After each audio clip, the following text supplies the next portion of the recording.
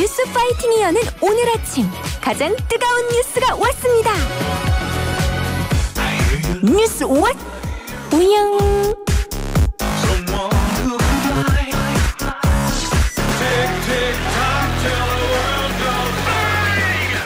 멋있고 듬직하고 똑똑하고 쓰리고 뉴스 찾기 이우영 아나운서와 뉴스와스와 함께합니다. 이우영 아나운서 어서 오세요. 안녕하세요, 이우영입니다. 금요일만 기다리는 남자. 정확히 토요일, 일요일을 기다리는 걸로. 그래요. 오늘 마무리하시는데 네. 그게 행복해서 웃는 게 아닙니다. 웃어서 행복한 거죠. 네. 아시죠? 네. 예, 알겠습니다. 오늘 좀 즐겁게 시작을 해보는데 소식이 굉장히 많아요. 네. 어제 뭐 난리가 났습니다. 첫 번째 소식 바로 명태균 씨와 윤석열 대통령 간 그러니까 당선인 시절에 통화 녹취 파일을 민주당이 공개한 건데요. 이게 취임 전날 이루어진 통화라고 하면서요? 네, 박찬대 민주당 원내대표를 비롯한 민주당의 원내대표단이 어제 국회에서 긴급 기자회견을 열고 이런 음성 파일을 공개를 했습니다. 네. 이 해당 통화는 2022년 6월 재보선에서 김영선 전 국민의힘 의원이 공천받기 직전인 5월 9일에 이뤄진 거고요. 네. 이튿날인 10일 국민의힘이 실제로 김 전 의원을 공천했다라고 합니다. 2022년 5월 9일 당선인 신분이었던 윤 대통령은 다음 날 공식 취임을 했고요. 네. 재생된 파일 뉴스에서 이제 많이들 들어보셨을 텐데 당시 윤 대통령이 공관위에서 나한테 들고 왔길래 내가 김영선이 경선 때도 열심히 뛰었으니까 좀 해줘라라고 말을 했는데 당에서 말이 많다 이런 음성이 담겼고요. 명 씨가 진짜 평생 은혜를 잊지 않겠습니다라고 답한 것으로도 지금 나오고 있습니다. 네. 김영선 전 의원 당시 재보선에서 경남 창원 의창에 공천받아서 당선이 됐고요. 이 과정에서 명 씨와 김 여사가 개입했다는 의혹이 야권을 중심으로 계속 제기된 바 있습니다. 예, 김건희 여사가 개입했다고 하는데 윤석열 대통령과의 통화를 공개했어요. 그런데 민주당이요. 음성 녹음 파일 하나를 더 공개했는데요. 명태균 씨가 제3자에게 이 자신과 바로 이 윤 당선인 시절이죠. 당선인 시절의 통화 내용에 관한 설명을 하는 거였죠. 네, 이 추가로 공개된 음성 파일에서 조금 더 김 여사의 개입 관련 의혹이 불거진 건데 네. 이건 앞서서 말씀해 주신 것처럼 제3자에게 통화 내용에 대해 설명하는 내용입니다. 네. 대통령과의 통화 과정에서 김 여사가 명 선생님 그거 처리 안 했냐, 명 선생님이 이렇게 아침에 놀라서 전화 오게 만드는 게 대통령으로 자격이 있는 거냐라고 했다라고 이제 이야기를 하고요. 그리고 장관 안 쳐라 뭐 하라 아무것도 모르는데 이거 안 쳐라 저거 안 쳐라는 여사의 말에 대통령이 실제로 하지 않았다고 했지만 여사 앞에서 했다고 변명하는 거다. 뭐 이런 이 내용들을 이제 제3자에게 전하는 내용의 녹취 파일입니다. 네.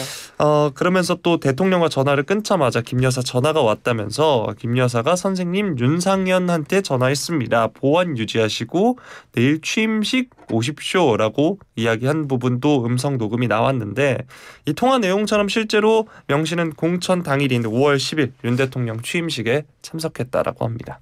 그래요. 파일을 공개한 민주당이 또 어떤 말을 했나요? 일단 음성 파일의 진위 여부에 대해선 당에서 책임지고 확인했다라고 밝혔고요. 제보자의 신원은 공개하지는 않겠다라고 하면서 신변 보호 절차를 밟고 있다라고 했습니다. 통신비밀보호법 저촉 여부 등 법률 검토를 받은 것으로 아는데 문제가 없는 것으로 지금 파악하고 있다라는 점도 이야기했습니다. 그래요. 이 녹취 파일 공개된 이후에 대통령실에서 즉각 입장을 내놨죠.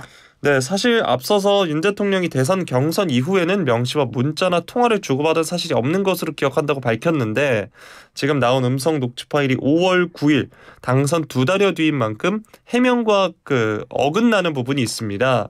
대통령실은 이제 어제 급하게 언론 공지를 통해서 당시 당선인은 공천관리위원회로부터 공천 관련 보고를 받은 적도 없고 공천을 지시한 적도 없다라고 하면서 네. 당시 공천 결정권자는 이준석 당대표, 윤상현 공천관리위원장이었다라면서 문제 제기를 이제 부인을 했습니다.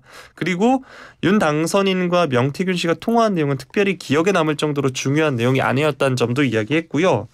이준석 당시 당대표가 최근 SNS를 통해 최고위에서의 전략공천 결정 문제가 없다고 자세히 설명한 바 있다라고 덧붙였는데 네. 현재 이제 이준석 당시 대표는 탈당해서 다른 당에 가 있죠. 네. 이것을 인용한 데 대해선 공천 개입 의혹을 철저히 차단하려는 의도다라는 해석이 나오고 있습니다.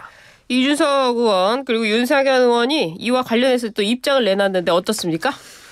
네, 이준석 개혁신당 의원은 어제 SNS를 통해서 공천 결정권자 당시 이 대표와 윤상현 공천관리위원장이라는 이제 대통령실 해명에 대해서 윤 대통령이 공관위에서 보고를 받는 줄도 알지 못했고 후보 측 관계자에게 이런 내용을 전달하는지도 몰랐다라는 점을 받아쳤습니다. 그러면서 저 시점으로부터 한 달 뒤 윤리위원회에 걸어서 쫓아내려고 기획했던 자들이 어디서 나를 팔아서 변명하려고 하나, 양두구육을 넘어서 이제 인변수심을 하려고 하나, 이렇게 강하게 비난을 했고요. 네. 윤상현 의원은 민주당이 제기한 윤 대통령의 공천 개입 의혹을 전면 부인을 했습니다. 그렇습니다. 공관위원장으로서 자료나 서류 일절 들고 간 적이 없다, 이렇게 기자들 앞에서 이야기를 했는데요. 네.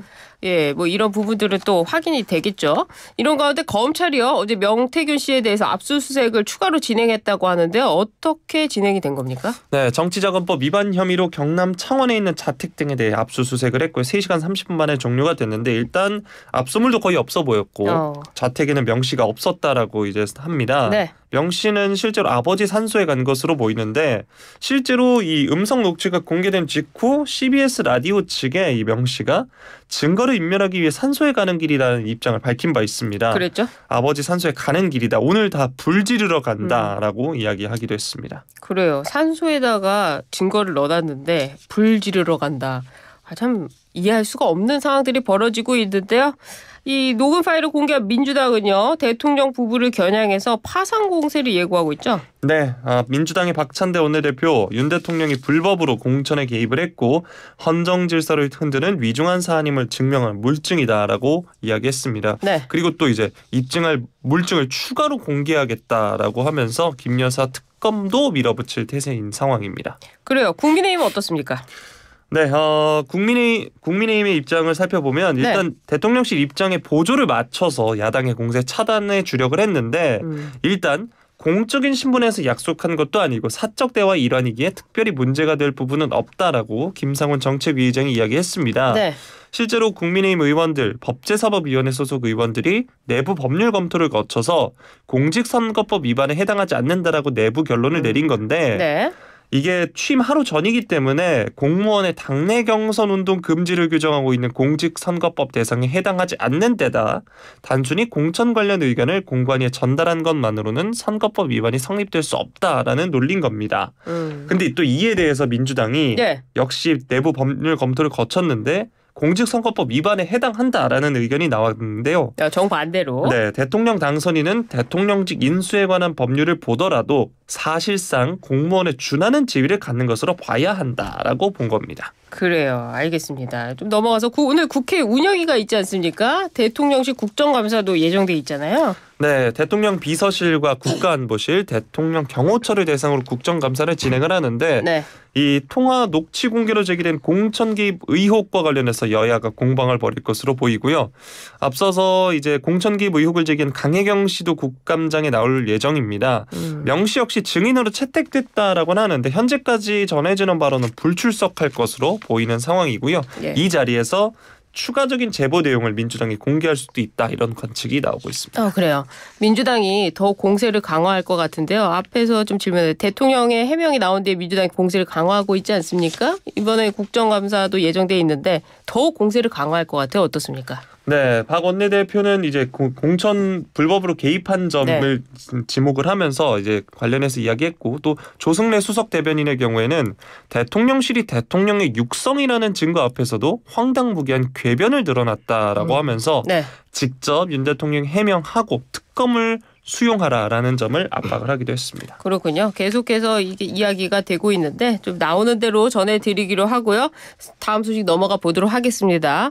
쌍방울 불법 대북송금 혐의로 기소된 이화영 전 경기 평화부지사에게 검찰이 2심 항소심에서도 징역 15년을 구형했다는 소식입니다. 어떤 겁니까? 네, 어제 수원구법 형사 1부 심리로 열린 이 전 부지사의 특정범죄 가중처벌법상 뇌물 및 정치자금법 위반, 외국환거래법 위반 등 사건 결심 공판에서 검찰이 이제 징역 15년과 벌금 10억 원 그리고 네. 추징 3억 3,400여만 원을 선고해달라고 재판부에 요청을 했습니다. 네. 앞서서 검찰이 1심에서도 같은 형을 구형한 바 있는데요. 네. 또 이 전 부지사에게 뇌물을 공유한 혐의 등으로 함께 기소된 방용철 쌍방울 부회장에게는 1심 때와 동일한 징역 2년 6개월을 구형하기도 했습니다. 예. 일단 검찰은 고위 공무원이 스폰서로부터 수억의 뇌물을 수입과 정치 자금을 수수한 후진적 정경 유착 범죄다라고 하면서 네. 대한민국과 국제사회 안보에 위협을 주는 중대범죄라는 이유로 구형 의견을 밝히기도 했습니다. 그러면서 이런 것들은 모두 이화영 양형에 반드시 반영돼야 한다는 점을 강조하기도 했습니다. 그렇군요. 1심에 이어서 2심에서도 구형이 똑같다 이 말씀인데요. 네. 이화영 전 부지사 측 입장 좀 한번 들어볼까요? 네, 먼저 변호인은 최후 변론을 통해서 김성태와 방용철, 안부수 아태평화교류협회 회장 등은 자신들에 대한 수사 축소 또 형량을 낮추기 위해서 네. 이화영을 회유 압박하고자 허위로 진술했음을 배제할 수 없다라는 점을 이야기했고요. 예. 이전 부지사 측은 지난 2년간 수감 생활을 하면서 반성을 많이 했는데 다만 검찰이 포렌식, 압수수색으로 확보한 수천 수만 가지 자료 중 하나를 가지고 왜 몰랐느냐 거짓말하고 있다고 하는 것을 납득하기 어렵다는 점을 호소했습니다. 그렇습니다. 이화영 저희 이 경기도지사의 이 소식을 전해드리는 이유 중에 하나는 바로 이 사건이 이재명 대표의 지금 수원지검 1심 재판이 시작되기 때문에 관련해서 전해드린 것이라고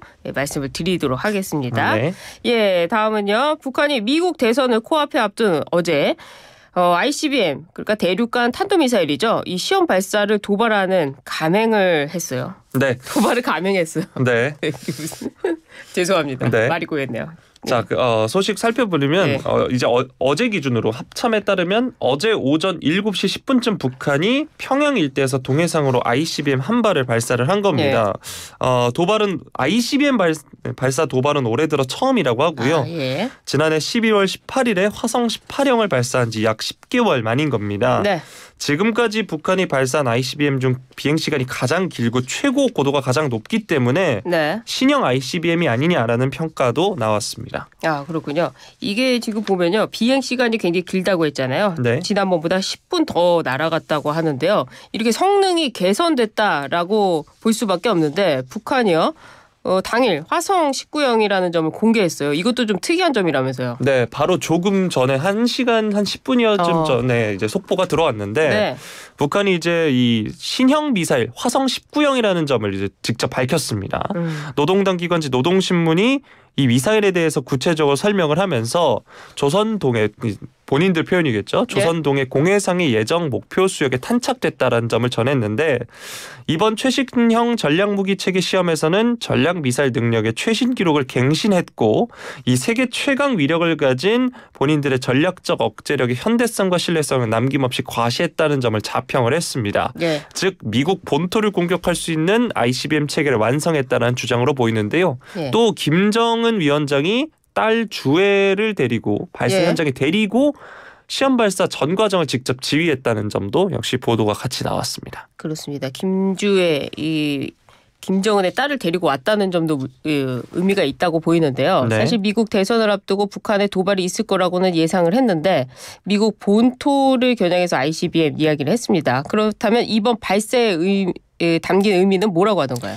일단 김정은 북한 국무위원장 발사 현장을 시찰을 하면서 이번 발사는 최근 들어 의도적으로 지역 정세를 격화시키고 공화국의 안전을 위협해온 적수들에게 우리의 대응 의지를 알리는데 철저히 부합하는 적절한 군사행동이다라고 이제 말을 했고요.